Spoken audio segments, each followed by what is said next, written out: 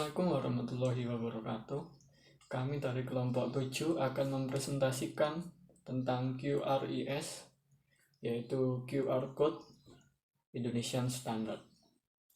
Di zaman sekarang, teknologi sangatlah berkembang pesat dan sangat berdampak pada perekonomian suatu negara.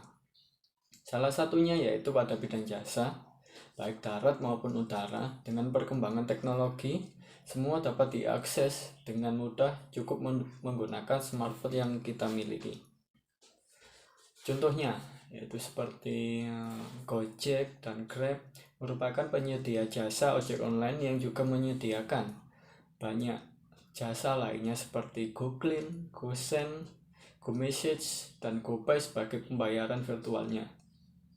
Contoh lainnya yaitu seperti Traveloka, Tiket.com, Booking.com yang menyediakan jasa tiket transportasi online. Ada lagi seperti Lazada, OLX, Bukalapak untuk online marketnya. Dan banyak lagi seperti yang dicontohkan pada PPT di slide pertama. Selanjutnya ada 5 visi sistem pembayaran Indonesia 2025. Yang pertama, sistem pembayaran Indonesia 2025 mendukung integrasi ekonomi keuangan digital nasional, sehingga menjamin fungsi bank sentral dalam proses peredaran uang, kebijakan moneter dan stabilitas sistem keuangan, serta mendukung inklusi keuangan. Yang kedua, mendukung digitalisasi perbankan sebagai lembaga utama dalam ekonomi keuangan digital melalui open banking maupun pemanfaatan teknologi digital dan data dalam bisnis keuangan. Yang ketiga, yaitu menjamin interlink antar fintech dengan perbankan untuk menghindari resiko shadow banking melalui pengaturan teknologi digital, kerjasama bisnis maupun kepemilikan perusahaan. Yang keempat, menjamin keseimbangan antara inovasi dengan consumer protection, integritas dan stabilitas, serta persaingan usaha yang sehat melalui penerapan KYC dan AML/CFT, kewajiban keterbukaan untuk data atau informasi atau bisnis publik, dan penerapan RegTech dan SupTech dalam kewajiban pelaporan, regulasi, dan pengawasan. Serta yang kelima, menjamin kepentingan nasional dalam ekonomi keuangan digital antar negara melalui kewajiban pemrosesan semua transaksi domestik di dalam negeri dan kerjasama penyelenggara asing dengan domestik dengan memperlihatkan prinsip resiprokalitas. Tidak hanya masyarakat menengah ke atas saja yang dapat merasakan manfaat dari QRIS, semua lapisan masyarakat dapat menikmatinya, seperti pedagang kaki lima, toko-toko kecil, grosiran, UMKM, pedagang asongan, dan lain sebagainya dapat menikmati kemudahan dalam bertransaksi dengan menggunakan QRIS. Cukup menggunakan smartphone kita scan, kita validasi transaksi, dan selesai.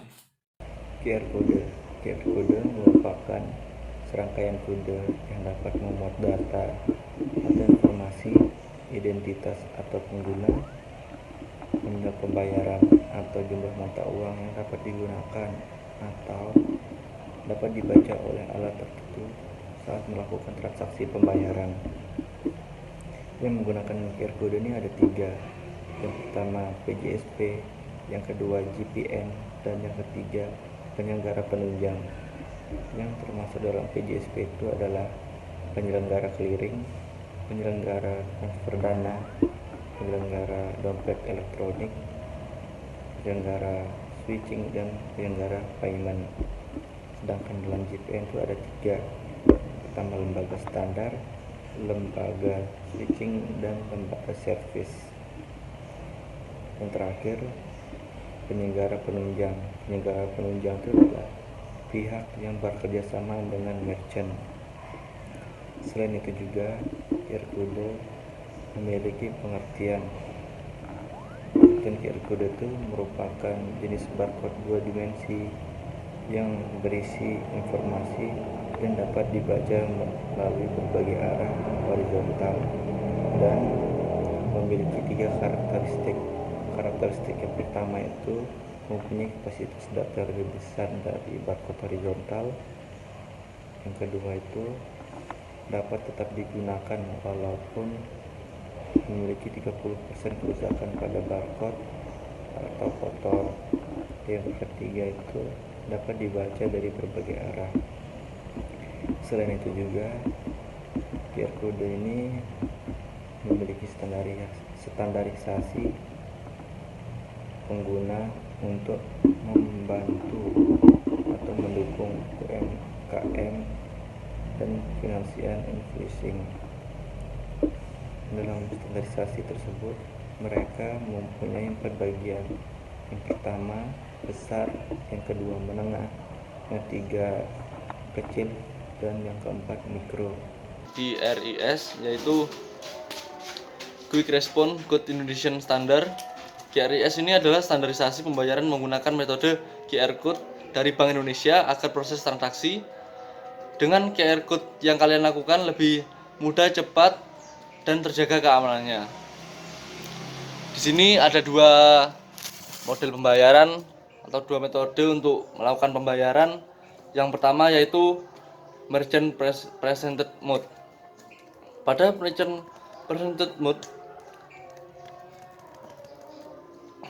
pihak merchant yang kemudian akan menyediakan sebuah barcode. Jadi ketika kalian hendak menyelesaikan transaksi di merchant tertentu, kalian akan diberi atau disodorkan kode tersebut oleh si kasir. Yang kedua yaitu Customer Presented Mode. Pada Customer Presented Mode yaitu kalian yang menunjukkan kode tersebut untuk di-scan oleh si kasir dengan menggunakan alat scanner yang telah disediakan. Pada jenis QR Merchant Presented Mode itu ada 2 jenis QR Code, yaitu Static QR Code sama Dynamic QR Code.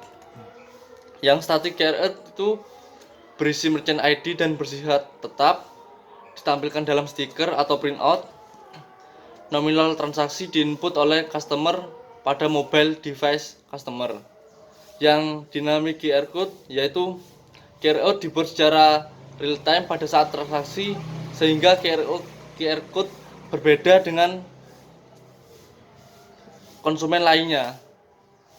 Yang kedua, nominal transaksi diinput oleh merchant.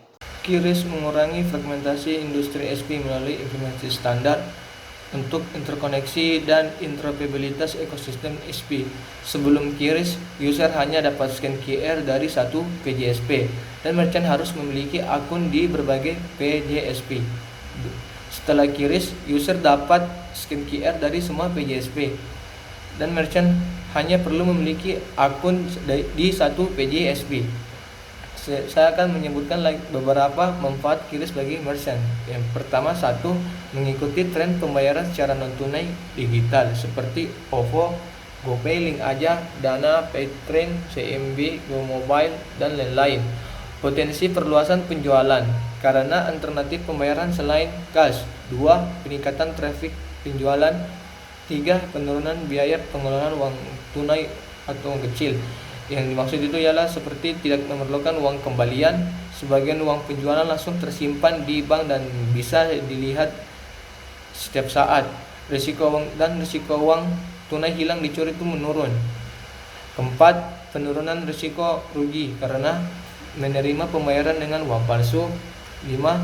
Transaksi tercatat otomatis dan bisa dilihat histori transaksi. 6. Building credit profile bagi bank. Peluang untuk mendapatkan modal kerja menjadi lebih besar. 7. Kemudahan pembayaran tagihan, retribusi, pembelian barang secara non-tunai tanpa meninggalkan toko. Dan terakhir, mengikuti program pemerintah seperti BI, Bank Indonesia, Kementerian, dan Pemda.